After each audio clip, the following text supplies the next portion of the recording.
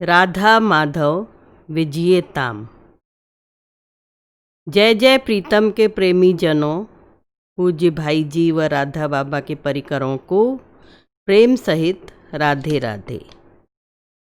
परम पूज्य भाई जी, पूज्य राधा बाबा, पूज्या मैया, पूज्य चिमन लाल जी, पूज्या सावित्री बाई और स्वामी कृष्ण प्रेम जी की असीम कृपा से व आशीर्वाद से आज जय जय प्रीतम की अंतिम कड़ी 11वें शतक के द्वितीय खंड आपके समक्ष प्रस्तुत करते हुए प्रसन्नता हो रही है। हमारा 1.5 माह पूर्व किया गया संकल्प आज पूर्ण हो रहा है। अब तक की कथाएं आपने प्रेम पूर्वक व मनोयोग से सुनी, यह आपकी महती कृपा है। सुनना तो सब चाहते हैं, मगर किसी को सुनने के लिए समय निकालना साधु जनों का कार्य है।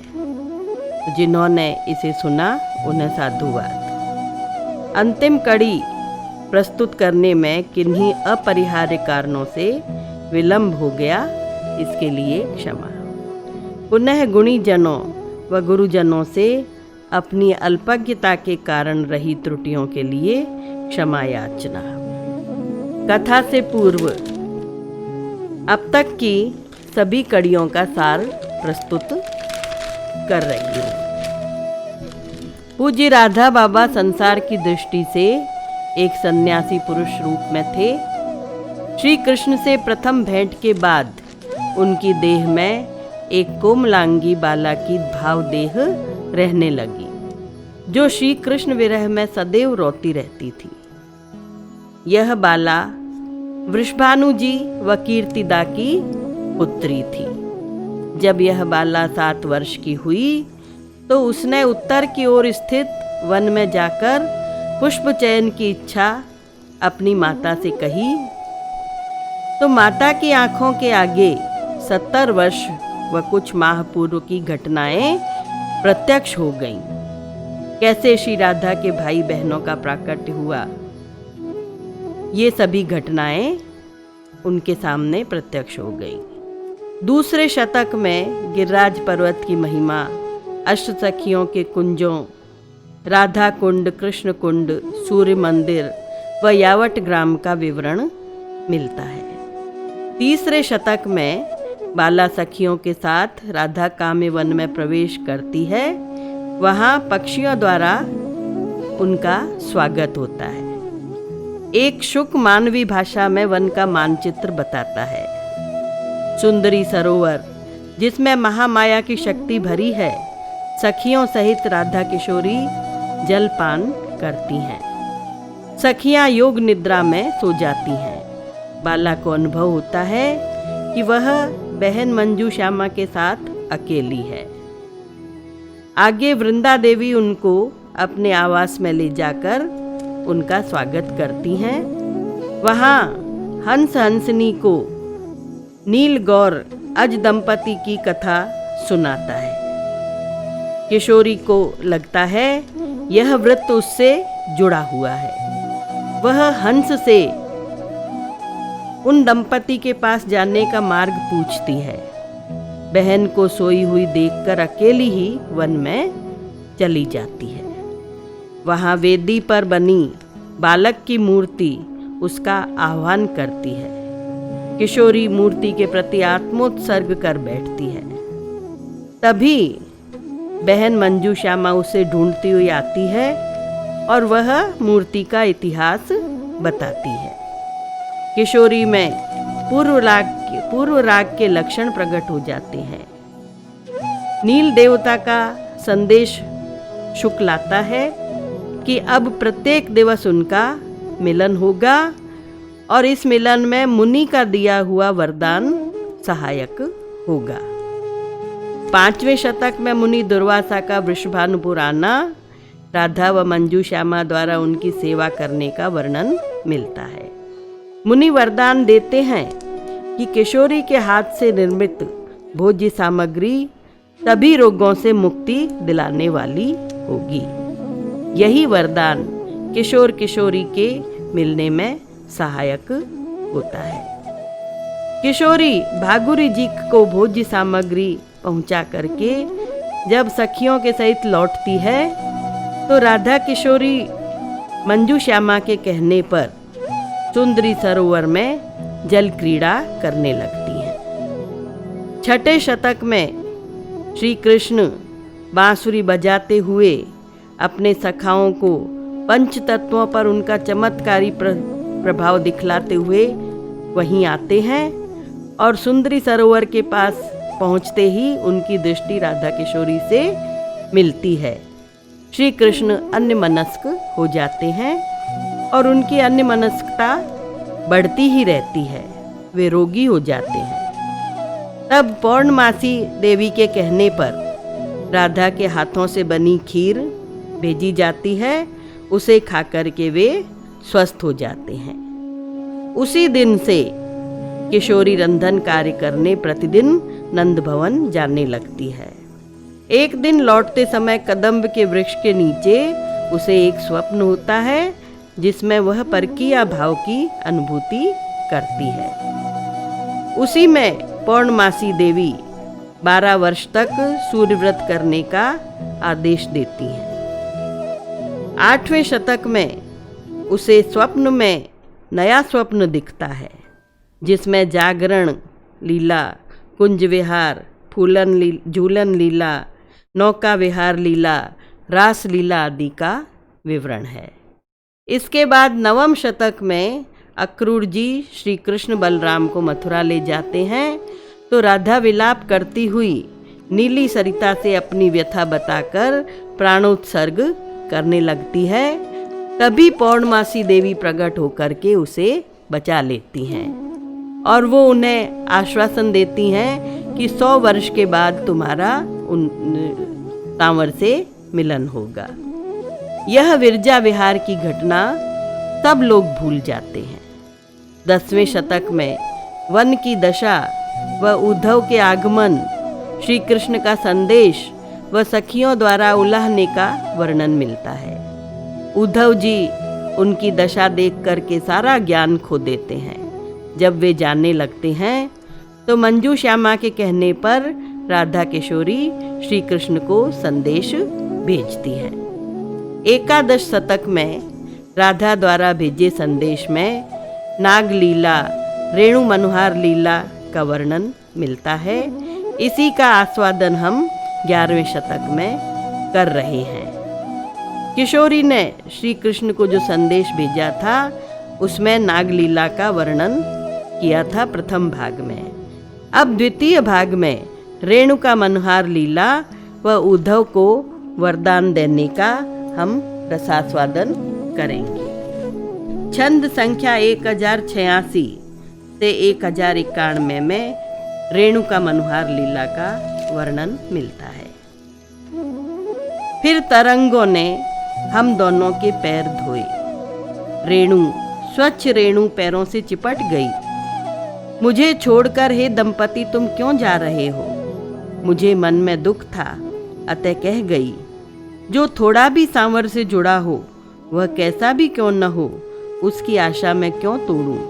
जब सांवर मेरे हैं तो उन्हें कह दूंगी यह पांव थामे हुए है। आहा कितनी उज्ज्वल, कितनी कोमल, कितनी हल्की है यह सांवर की दासी जो ठहरी, इसकी निष्ठा वे कैसे भूले हैं।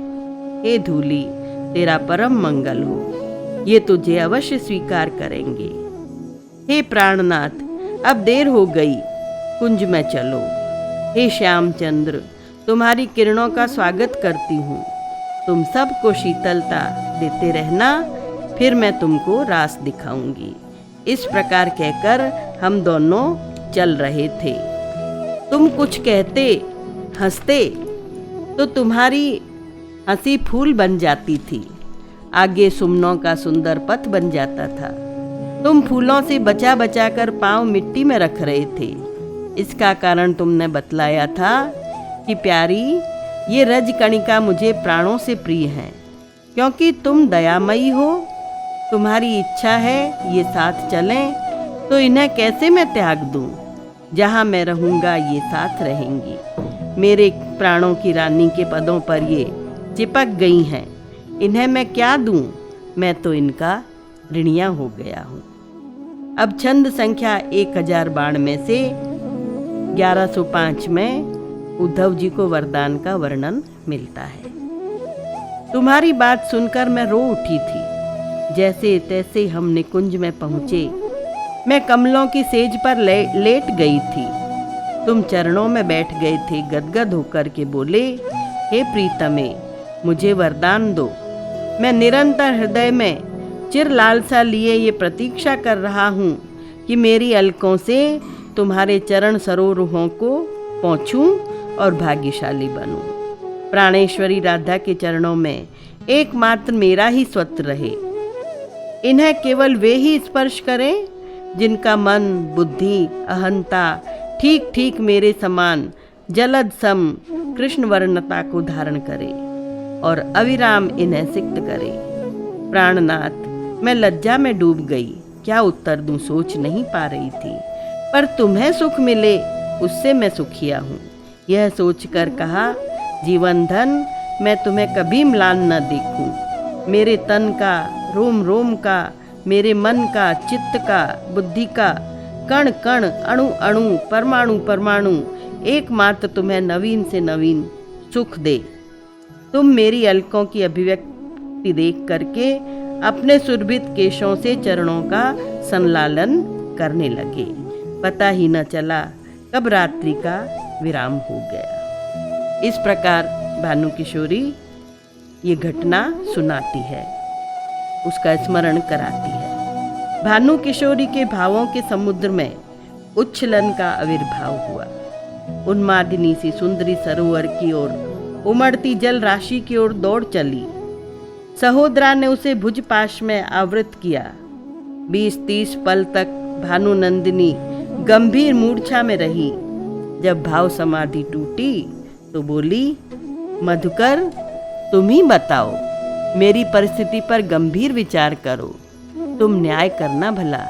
मेरी अत्यंत मनुहार भरी विनती है, मेरे चरणों का स्पर्श मत करना। ये कारण बताया राधा किशोरी ने कि उद्धव जी उनके चरण स्पर्श क्यों न करें। इतना कहकर पुनः उसके नेत्र निमीलित हो गए। 2 दंड वहां नीरवता छाई रही। फिर अत्यंत मधुर स्वर में बोली, मिलिंद, रोवो मत, बतला दे, अपना हृदय खोलकर मेरे सामने रख दे। मैं अनर्गल बक गई और यह षटपथ तो रो रहा है।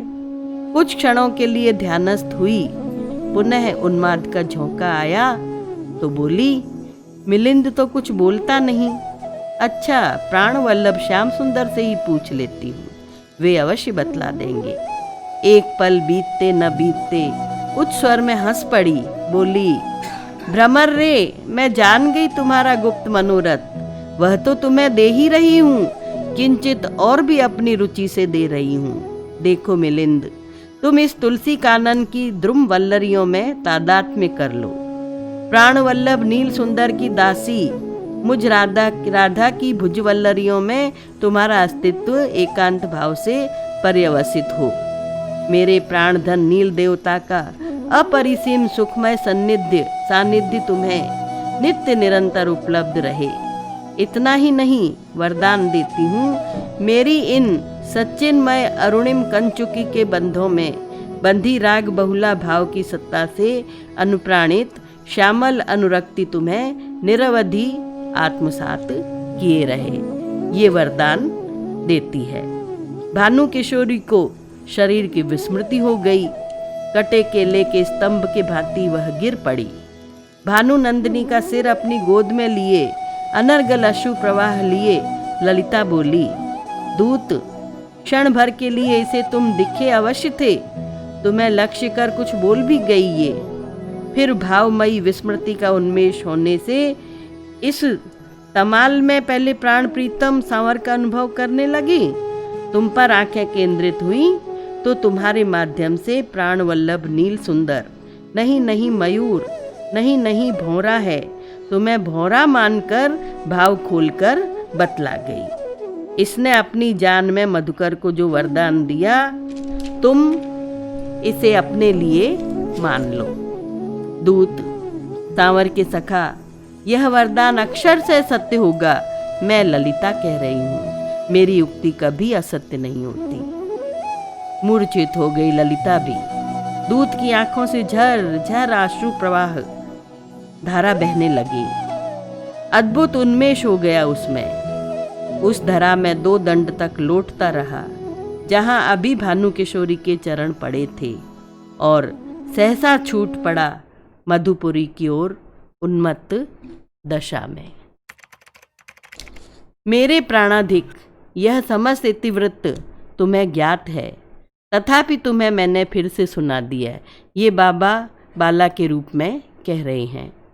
उस पुरातन वट वृक्ष के नीचे सोई बाला राधा किशोरी का सपना टूट गया। वह जाग पड़ी और चल पड़ी। पांव ऐसे लड़खड़ा रहे थे मानो मद पी रखा हो। फिर उसे अनुभव हुआ मानो प्रीतम श्याम सुंदर गले में बाहें डालकर कह रहे हों, चलो प्रीतमे, सरोवर की लहरों का खेल देखने चलें। अब फिर राधा किशोरी ललिता कुंज में विराजित हो गई हैं। हे प्रीतम, तुम बाहुबंधन में लिए अवस्थित हो। अब भी वह स्वप्न लोक में विचरण कर रही है। देख रही हैं, एक अश्वत्थ का वृक्ष है, जिसके पत्ते नीचे हैं, जड़ें ऊपर हैं।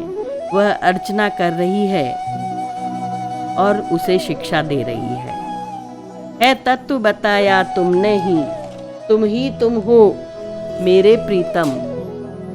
है या केवल राधा राधा, फिर नित्य युगल भी हो प्रीतम। यह मैं प्रतिबिंबित है प्रतिमा, राधा की माया में प्रीतम। है किंतु बिंब से भिन्न कहाँ, सत्ता छाया की हे प्रीतम। हे प्रीतम, तुमने ही मुझे ये रहस्य बताया था कि सर्वत्र तुम लीलायमान हो रहे हो, अथवा राधा ही राधा है। फिर तुम नित्य हम दोनों के रूप में भी लीला कर रहे हो।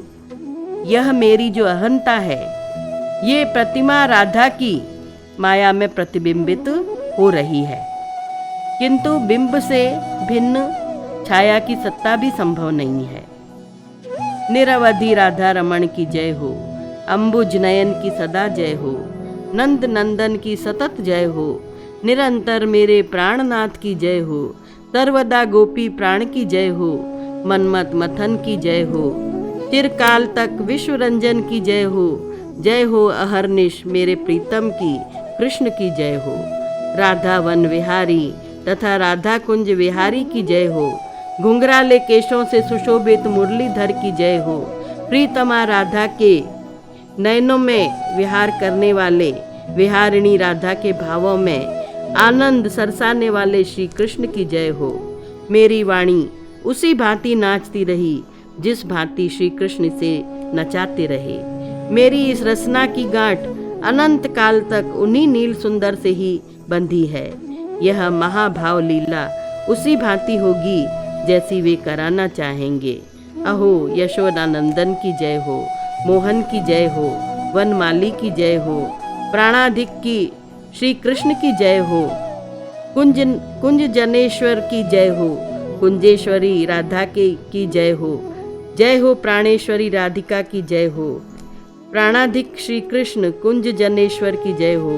हे मेरे प्राणाधिक श्री कृष्ण कुंज जनेश्वर की जय हो। जय जय श्री राधे, जय जय श्री राधे, जय जय श्री राधे, जय जय श्री राधे।